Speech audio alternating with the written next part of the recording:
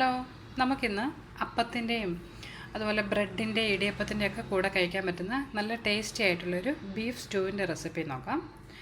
ഇതുണ്ടാക്കുന്നതിന് വേണ്ടിയിട്ട് ഞാനിവിടെ ഒരു 1/2 കിലോ ബീഫ് എടുത്തിട്ടുണ്ട്. ഇത് തീരെ ചെറുതായിട്ടല്ല, എന്നാൽ ഒത്തിരി വലുതും അല്ലാത്ത ഒരു മീഡിയം സൈസ് വലുപ്പത്തിലുള്ള ക്യൂബ്സ് ആയിട്ടാണ് കട്ട് ചെയ്തെടുത്തിട്ടുള്ളത്. പിന്നെ നമ്മൾ ഈ ബീഫ് സ്റ്റൂ ഒക്കെ വെക്കുമ്പോൾ കുറച്ച് നെയ്യുള്ള ബീഫ് എടുക്കുകയാണെന്നുണ്ടെങ്കിൽ നമ്മുടെ ആ സ്റ്റൂവിന് നല്ലൊരു രുചി കിട്ടുന്നതായിരിക്കും. അതുകൊണ്ട് ഞാനൊരു അല്പം നെയ്യ് കൂട്ടിയാണ് ഈ ബീഫ് ഇവിടെ നിന്ന് എടുത്തിട്ടുള്ളത്. പിന്നെ ഇതിലേക്ക് ചേർക്കുന്നതിന് വേണ്ടിയിട്ട് നമുക്ക് ആദ്യം ഈ ബീഫ് ഒന്ന് വേവിച്ചെടുക്കണം. അപ്പോൾ ഈ ബീഫ് വേവിക്കുന്നതിന് വേണ്ടിയിട്ട് ഒരു 1.5 ടീസ്പൂൺ ഇഞ്ചി വെളുത്തുള്ളി പേസ്റ്റ് എടുത്തിട്ടുണ്ട്. പിന്നെ ഒരു 1/2 ടീസ്പൂൺ ഗരം മസാലയും ഒരു 1/2 ടീസ്പൂൺ കുരുമുളക് പൊടിയും ഒരു 1/4 ടീസ്പൂൺ മഞ്ഞൾപ്പൊടി, പിന്നെ ആവശ്യത്തിന് ഉപ്പ് എടുത്തിട്ടുണ്ട്. പിന്നെ ഒരു 1/4 കപ്പോളം തേങ്ങയുടെ 2-ാം പാൽ എടുത്തിട്ടുണ്ട്. നമുക്ക് ആദ്യം ഈ ബീഫ് അതുപോലെ ബാക്കിയുള്ള ഇൻഗ്രീഡിയൻസ് എല്ലാം കൂടി ഒരു പ്രഷർ കുക്കറിലേക്ക് മാറ്റി ഒന്ന് വേവിച്ചെടുക്കണം. ഇപ്പോൾ ഞാനൊരു പ്രഷർ കുക്കറിലേക്ക് ആ ബീഫും അതുപോലെ ബാക്കിയുള്ള ഇൻഗ്രീഡിയൻസ് എല്ലാം ചേർത്തിട്ടുണ്ട്. ഇതിലേക്ക് എടുത്ത് വെച്ചിട്ടുള്ള തേങ്ങയുടെ 2-ാം പാലും കൂടെ ചേർത്ത് നമുക്കൊന്ന് വേവിച്ചെടുക്കണം.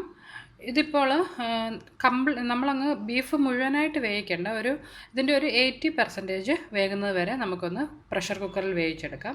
അതിനുശേഷം ഇത് നമുക്ക് ബാക്കി വെജിറ്റബിൾസിൻ്റെ കൂട്ടത്തിൽ ഒരുമിച്ച് ഇത് വേവിച്ചെടുക്കാം. അപ്പോൾ ഇതൊരു മീഡിയം ഫ്ലെയിമിലൊരു 4 മുതൽ 5 വിസിൽ വരുന്ന വരെ നമുക്കൊന്ന് വേവിച്ചെടുക്കാം. ബീഫ് വെന്ത് വരുന്ന സമയം കൊണ്ട് നമുക്കിതിലേക്ക് വേണ്ടുന്ന ബാക്കി ഇൻഗ്രീഡിയൻസ് എന്തൊക്കെയാണെന്ന് നോക്കാം. അതിന് വേണ്ടിയിട്ട് ഞാനിവിടെ ഒരു സവാള നീളത്തിൽ അരിഞ്ഞെടുത്തിട്ടുണ്ട്. പിന്നെ ഒരു മീഡിയം സൈസ് ഉരുളക്കിഴങ്ങ് ചെറുതായിട്ട് അരിഞ്ഞത്, ഒരു ക്യാരറ്റ് ക്യൂബ്സായിട്ട് അരിഞ്ഞെടുത്തിട്ടുണ്ട്. പിന്നെ ഇതിലേക്ക് എരിവിന് വേണ്ടിയിട്ട് നമ്മൾ പച്ചമുളകാണ് യൂസ് ചെയ്യുന്നത്. ഒരു 5 പച്ചമുളക് അരിഞ്ഞെടുത്തിട്ടുണ്ട്. കുറച്ച് കറിവേപ്പില എടുത്തിട്ടുണ്ട്. പിന്നെ ഒരു കഷ്ണം ഇഞ്ചി ചെറുതായി അരിഞ്ഞെടുത്തിട്ടുണ്ട്. ഒരു 4-5 അല്ലി വെളുത്തുള്ളിയും അരിഞ്ഞെടുത്തിട്ടുണ്ട്. പിന്നെ നമ്മളിതിലേക്ക് ചേർക്കുന്നതിന് വേണ്ടിയിട്ട് ഹോൾ സ്പൈസസ് ആയിട്ട് ഞാനിവിടെ ഒരു ചെറിയ ബേ ലീഫ് എടുത്തിട്ടുണ്ട്.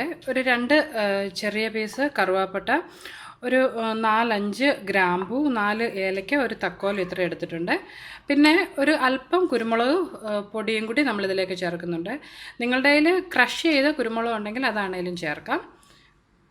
പിന്നെ നമ്മൾ ബീഫ് വേവിച്ചപ്പോൾ ഓൾറെഡി അതിനകത്ത് കുറച്ച് പൊടിച്ച ഗരം മസാല ചേർത്തിട്ടുള്ളതുകൊണ്ട് ഞാൻ വേറെ ഗരം മസാലയൊന്നും ഇതിലേക്ക് ചേർക്കുന്നില്ല. നിങ്ങൾക്ക് വേണമെന്നുണ്ടെങ്കിൽ ഒരു 1/2 ടീസ്പൂൺ ഗരം മസാല കൂടി ഇതിലേക്ക് ചേർത്ത് കൊടുക്കാവുന്നതാണ്. പിന്നെ നമുക്ക് ഇവിടെ ഞാനൊരു ഏകദേശം ഒരു 2 കപ്പോളം തേങ്ങയുടെ 2-ാം പാൽ എടുത്തിട്ടുണ്ട്. ഇതിൽ നിന്നൊരു 1/4 കപ്പാണ് നമ്മൾ ബീഫ് വേവിക്കാൻ നേരം എടുത്തത്. പിന്നെ ഒരു 1.5 കപ്പ് തേങ്ങയുടെ 1-ാം പാലും എടുത്തിട്ടുണ്ട്. വലിയൊരു തേങ്ങ ചിരകി അതിൽ നിന്ന് പിഴിഞ്ഞെടുത്താണിത്. പിന്നെ നമുക്ക് ആവശ്യത്തിന് വെളിച്ചെണ്ണയും ഉപ്പും വേണം. ഇപ്പോൾ നമ്മുടെ ബീഫ് ഇവിടെ വെന്ത് വന്നിട്ടുണ്ട്. ഇനി നമുക്കിതെങ്ങനെ സ്റ്റൂ ആക്കാമെന്ന് നോക്കാം. അതിന് വേണ്ടിയിട്ട് ഞാനിവിടെ കുറച്ച് വലിയൊരു പാൻ അടുപ്പത്ത് വെച്ച് അതിലേക്ക് ഒരു 2 ടേബിൾ സ്പൂണോളം വെളിച്ചെണ്ണ ഒഴിച്ചു കൊടുത്തിട്ടുണ്ട്. എണ്ണ കുറവ് മതിയെന്നുണ്ടെങ്കിൽ നിങ്ങൾക്കൊരു 1-1.5 ടേബിൾ സ്പൂൺ ആണെങ്കിലും ഒഴിക്കാം. ഇതിലേക്ക് നമ്മൾ എടുത്ത് വെച്ചിട്ടുള്ള ഗരം മസാല ഹോൾ സ്പൈസസ് ഒന്ന് ചേർത്ത് കൊടുക്കാം. അത് ഒരു മിനിറ്റ് ആ എണ്ണയിൽ കിടന്ന് എണ്ണയിലേക്ക് അതിൻ്റെ ആ ഫ്ലേവറൊക്കെ ഒന്ന് ഇറങ്ങിയതിന് ശേഷം നമുക്ക് അരിഞ്ഞു വെച്ചിട്ടുള്ള ഇഞ്ചി വെളുത്തുള്ളി ചേർത്ത് കൊടുക്കാം. ഒരു മിനിറ്റ് അത് ആ എണ്ണയിൽ ഒന്ന് വഴറ്റിയതിന് ശേഷം നമുക്കിതിലേക്ക് അരിഞ്ഞു വെച്ചിട്ടുള്ള സവാളയും പച്ചമുളകും അതുപോലെ കറിവേപ്പിലയും ചേർത്ത് കൊടുക്കാം.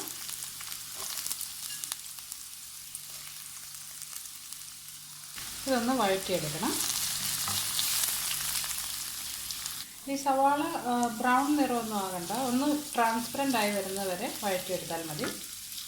ഇപ്പോൾ ഈ സവാള ഒന്ന് ആവശ്യത്തിനൊന്ന് വഴന്നു വന്നിട്ടുണ്ട്. ഇനി ഇതിലേക്ക് നമ്മൾ അരിഞ്ഞു വെച്ചിട്ടുള്ള ഉരുളക്കിഴങ്ങൊന്ന് ചേർത്ത് കൊടുക്കാം. നിങ്ങൾക്ക് സമയക്കുറവുണ്ടെന്നുണ്ടെങ്കിൽ ഈ ഉരുളക്കിഴങ്ങും ക്യാരറ്റും നമ്മൾ ആ ബീഫ് വേവിക്കാൻ വെച്ചതുപോലെ ആ പ്രഷർ കുക്കറിൽ ബീഫ് ഒരു 1/4 വേവാകുമ്പോൾ ഇത് ചേർത്ത് പിന്നെ ഒരു വിസിൽ കൂടി അടുപ്പിച്ചെടുത്താൽ മതിയാവും. പക്ഷേ അങ്ങനെ ചെയ്യുന്നതിലും രുചി നമ്മൾ ഈ എണ്ണയിൽ ഇത് വഴറ്റിയതിന് ശേഷം തേങ്ങാപ്പാലിൽ വേവിച്ചെടുക്കുന്നതാണ്. അതുകൊണ്ടാണ് ഞാനിത് അങ്ങനെ ചെയ്യുന്നത്. നിങ്ങൾക്ക് സമയമില്ല എന്നുണ്ടെങ്കിൽ ബീഫ് ഒരു 1/4 വേവാകുമ്പോൾ അതിലേക്ക് പ്രഷർ കുക്കറിലേക്ക് ഈ ഉരുളക്കിഴങ്ങും ക്യാരറ്റും കൂടി ചേർത്ത് ഒരു വിസിൽ കൂടി വേവിച്ചെടുത്താൽ മതിയാകും. ഇതിലേക്ക് നമ്മൾ എടുത്ത് വെച്ചിട്ടുള്ള കുരുമുളക് പൊടി കൂടി ഒന്ന് ചേർത്ത് കൊടുക്കാം. ഈ എരിവൊക്കെ ഓരോരുത്തരുടെ ഇഷ്ടത്തിനനുസരിച്ച് അഡ്ജസ്റ്റ് ചെയ്യാൻ പ്രത്യേകം ശ്രദ്ധിക്കണം. ഞാനിവിടെ നല്ല എരിവുള്ള ഒരു 5 പച്ചമുളക് എടുത്തിട്ടുണ്ട്. പിന്നെ കുറച്ച് കുരുമുളക് പൊടി, പിന്നെ നമ്മൾ ബീഫ് വേവിച്ചപ്പോഴും കുറച്ച് കുരുമുളക് പൊടി ചേർത്തിട്ടുണ്ടായിരുന്നു. ഇതിലേക്ക് നമ്മൾ ആ 80% വേവിച്ച് വെച്ചിട്ടുള്ള ബീഫ് ചേർത്ത് കൊടുക്കാം. അതുപോലെ എടുത്തു വെച്ചിട്ടുള്ള തേങ്ങയുടെ 2ാം പാലും ഇതിലേക്ക് ചേർത്ത് കൊടുക്കാം. ഇതിലേക്ക് ആവശ്യത്തിന് ഉപ്പ് കൂടി ചേർത്ത് കൊടുക്കണം. നമ്മൾ ഓൾറെഡി ബീഫ് വേവിച്ചപ്പോൾ കുറച്ച് ഉപ്പ് ചേർത്തിട്ടുണ്ടായിരുന്നു. ആവശ്യത്തിന് ഉപ്പ് കൂടി ഇപ്പോൾ ചേർത്തതിന് ശേഷം ഇതിനെ നമുക്ക് അടച്ചു വെച്ച് ഒരു 5 മിനിറ്റ് ഒന്ന് മീഡിയം ഫ്ലെയിമിൽ തിളപ്പിച്ചെടുക്കുക. അതിനുശേഷം ഇതിലേക്ക് നമുക്ക് ക്യാരറ്റ് ചേർത്ത് കൊടുക്കാം. നമ്മുടെ ഉരുളക്കിഴങ്ങ് ഒരു പകുതി വേവായപ്പോൾ ഞാനിപ്പോൾ ഇതിലേക്ക് ക്യാരറ്റ് ഒന്ന് ചേർത്ത് കൊടുത്തിട്ടുണ്ട്. ഇനി നമുക്കിത് അടച്ചു വെച്ച് ഈ ക്യാരറ്റ് കൂടി ഒന്ന് വെന്ത് വരുന്ന വരെ വെയിറ്റ് ചെയ്യാം. അതുപോലെ ഈ സമയം കൊണ്ട് നമ്മുടെ ബീഫ് ഇപ്പോൾ നന്നായിട്ട് കുക്കായി വന്നിട്ടുണ്ട്. നമുക്കിനി ഈ ക്യാരറ്റ് കൂടി ഒന്ന് വെന്ത് വരുന്നതിന് വേണ്ടിയിട്ട് വെയിറ്റ് ചെയ്യാം. ഇപ്പോൾ ഒരു 7-8 മിനിറ്റോളം ആയിട്ടുണ്ട്. നമ്മുടെ ക്യാരറ്റ് ഇവിടെ ആവശ്യത്തിന് വെന്ത് വന്നിട്ടുണ്ട്.